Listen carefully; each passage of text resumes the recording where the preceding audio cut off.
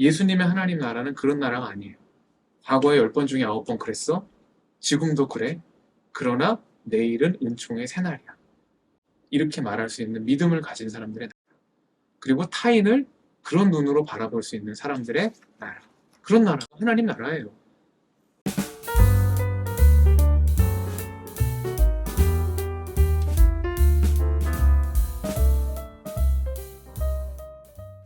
지난 시간에 주기도문에 7가지 간구가 있다. 이제 그렇게 말씀드렸죠. 그리고 7가지 간구 중에 첫 번째 간구를 살펴봤습니다.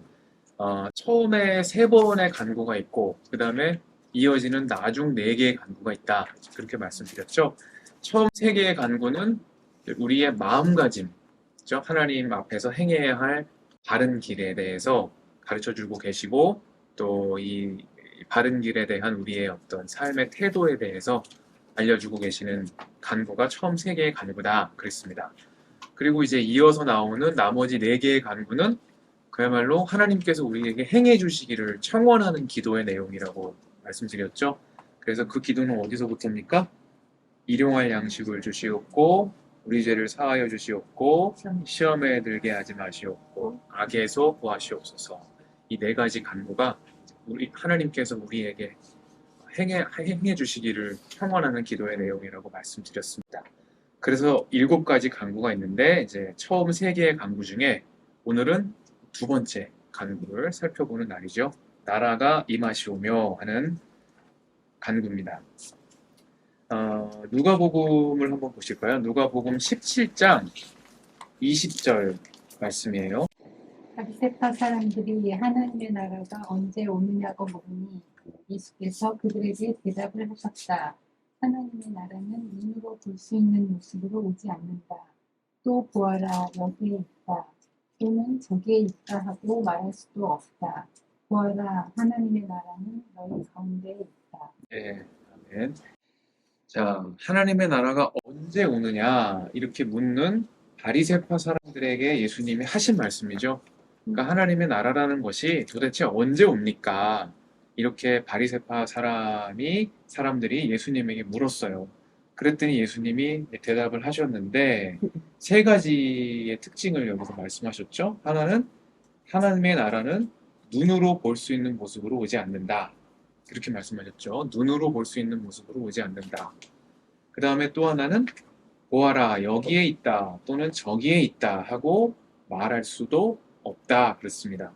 그러니까 뭐 말을 한번 단어를 만들어 보자면 눈으로 볼 수 있는 모습이 아니다. 비가시적이다. 그리고 저기에 있다라고 말할 수도 없다. 그러면 비장소적이다. 그죠?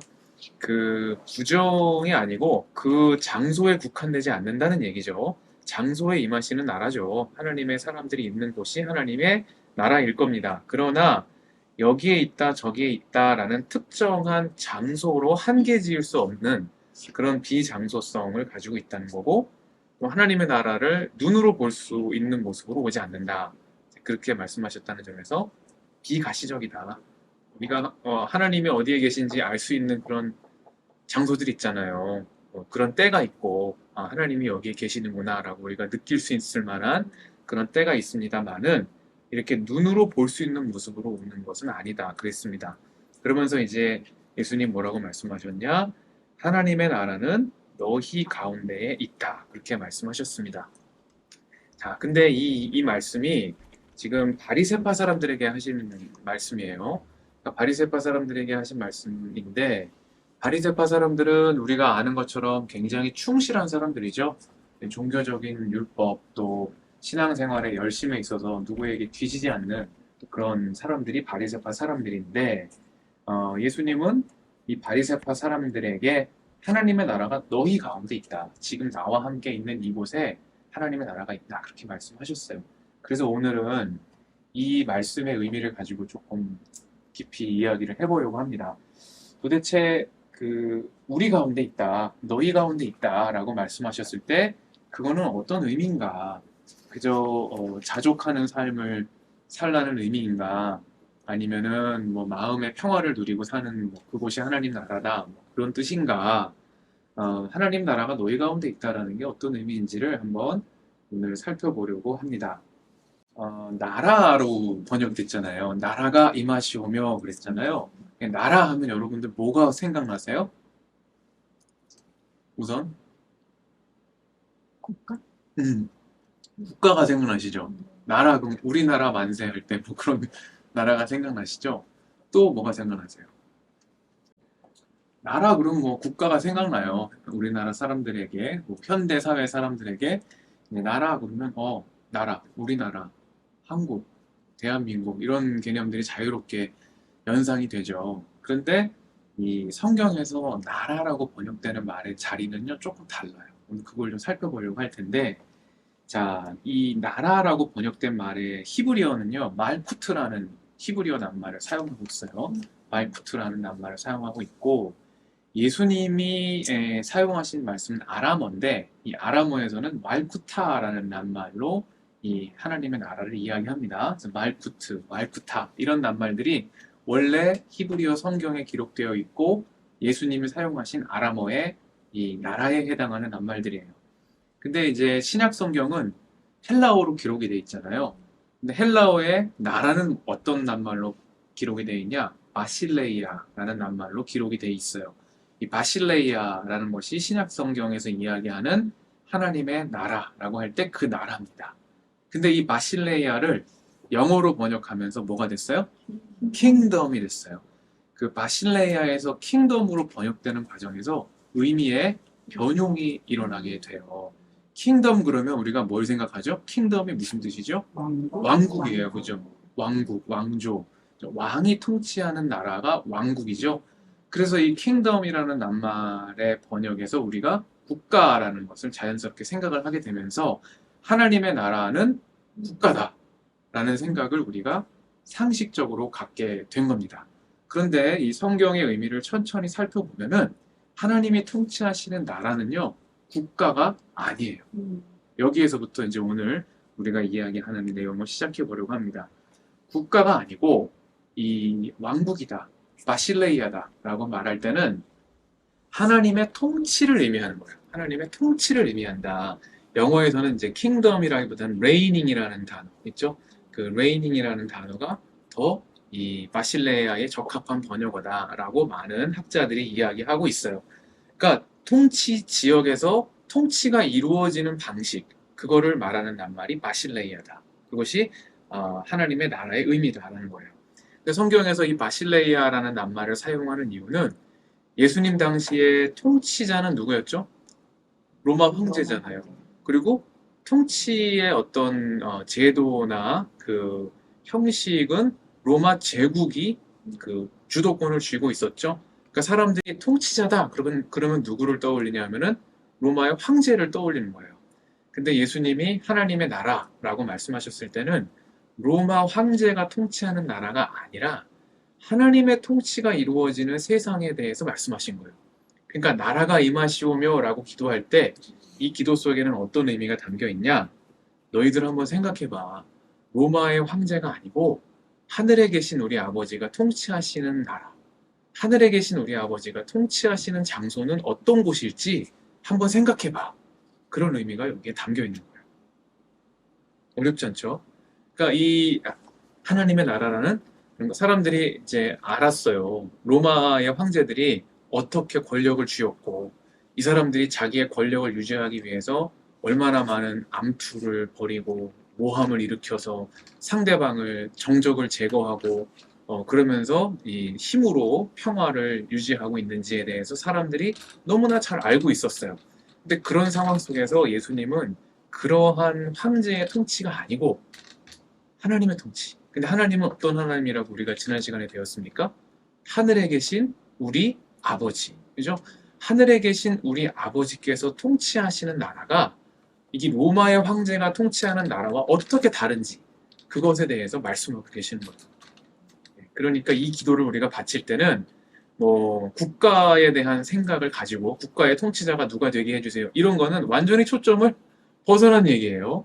그러니까 하나님의 나라를 국가로 생각하는 그 관념에서부터 우리가 성경이 이야기하고자 하는 기도의 자리로부터 좀 뭔가 초점을 잘못 맞추고 있는 거다. 그러니까 이런 바실레이아에 대한 하나님이 통치하시는 나라에 대한 이해가 어떤 면에서는 부족하기 때문에 신앙의 이름으로 어떻습니까? 국가주의적인 어떤 열정을 정당화하고 그리고 어떤 정치적인 입장을 절대화하는 그런 일들이 일어나게 되는 것은 매우 안타깝다. 그리고 이 복음에 대한 어떤 이해의 부족에서 그런 행동들이 일어나고 있는 것이다. 저는 그렇게 봐요. 자, 그래서 하늘에 계신 우리 아버지다라고 말할 때는 이제 예수님께서 생각하시는 하나님에 대한 어떤 생각을 담아 놓고 계시고 그리고 그 아버지께서 통치하시는 나라에 대한 꿈을 그분의 제자들에게 가르쳐 주고 계신다 하는 겁니다. 자, 그러면은 예수님의 하나님 나라, 예수님이 생각하시는 하나님의 나라는 어떤 곳이냐라는 걸 우리가 또 한번 살펴봐야 되겠죠. 예수님은 비유를 통해서 말씀하셨어요. 그러니까 예수님의 말씀이 쉬우면서도 또 한편으로 어려운 게 되게 종교적인 언어를 사용하거나 당시의 어떤 정치적인 그런 개념들을 당시 사람들의 어떤 이 생각들을 체계적으로 구성하고 있는 그런 개념들을 통해서 말씀하신 게 아니고 생활의 비유를 통해서 예수님 말씀하고 계시거든요. 그래서 예수님은 하나님의 나라는 어디 어디에 비교할 수 있다. 혹은 뭐 하나님의 나라는 무엇 무엇과 같다. 이런 식의 표현을 굉장히 많이 사용하고 계세요. 몇 가지만 한번 살펴볼까요? 마태복음 13장 24절을 한번 보겠습니다. 예수께서 또 다른 비유를 들어서 그들에게 말씀하셨다. 하늘나라는 자기 밭에다가 좋은 씨를 뿌리는 사람과 같다. 그랬습니다. 밭에다가 좋은 씨를 뿌리는 사람과 같다. 잠자는 동안에 원수가 와서 밀 가운데 가라지를 뿌리고 갔다. 밀이 줄기가 나서 열매를 맺을 때에 가라지도 보였다. 뭐 그랬습니다. 가라지가 같이 자랐는데 29절 보세요. 주인이 뭐라 그러냐? 종들이 와서 가라지 뽑아버릴까요? 그랬더니 주인이 이렇게 얘기하죠. 아니다. 가라지를 뽑다가 가라지와 함께 밀까지 뽑으면 어떻게 하겠느냐? 추수 때까지 둘 다 함께 자라도록 내버려 두어라. 추수할 때에 내가 추수꾼에게 먼저 가라지를 뽑아 단으로 묶어서 불태워버리고 밀은 내 곳간에 거두어들이라고 하겠다. 그렇게 말씀하셨어요.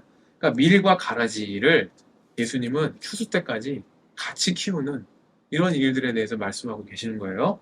그러니까 예수님의 하나님의 나라는 누가 밀이고 누가 잡초인지를 미리 재단하지 않습니다. 사람들의 눈에 보이기에 이 사람은 밀 같고 저 사람은 가라지 같아. 그래서 저 사람을 뽑아버리는 게 이게 여러 가지 면에서 효율적으로 올바른 선택인 것 같아. 라는 생각이 들 때에도 예수님의 하나님의 나라는 최후까지 그 판단을 유보하는 거예요.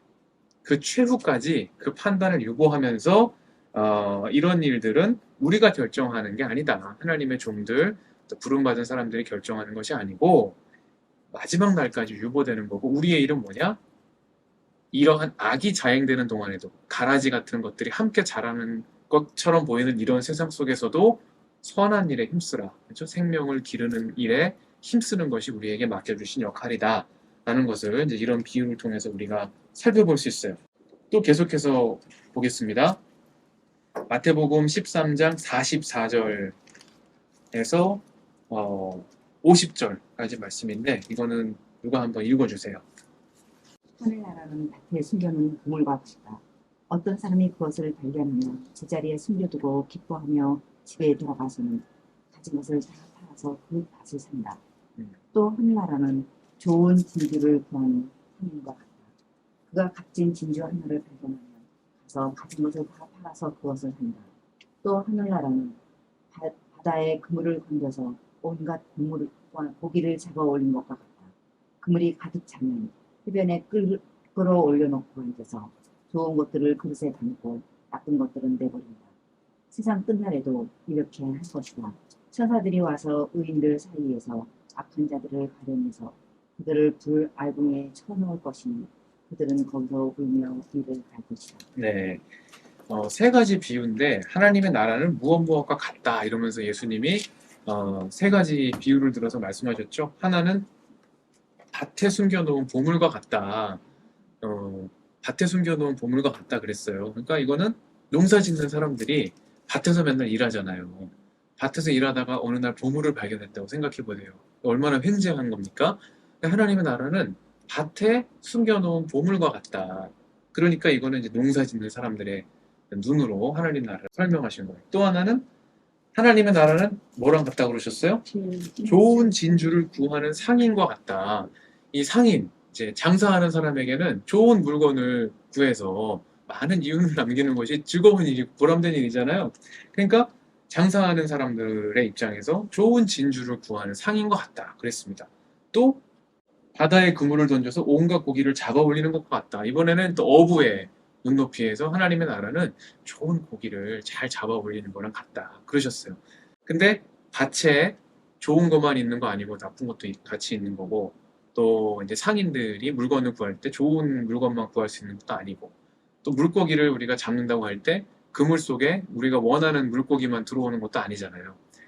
그것 속에서 알곡과 가라지를 구분하는 과정이 있어야 되는 것처럼 하나님의 나라라고 할 때 농부나 또 상인이나 어부처럼 우리가 어떤 것을 구하고 너무 쉽게 재단해서 갈라버리고 그렇게 할 일이 아니라는 거예요. 예수님은 이제 알곡과 가라지가 함께 자라는 그런 그 비유에 대해서 말씀하시면서 하나님의 나라의 통치는 그분이 통치하시는 장소고 모든 생명을 귀하게 여기는 그런 곳이다 라는 것을 이제 여기서 말씀하고 계십니다.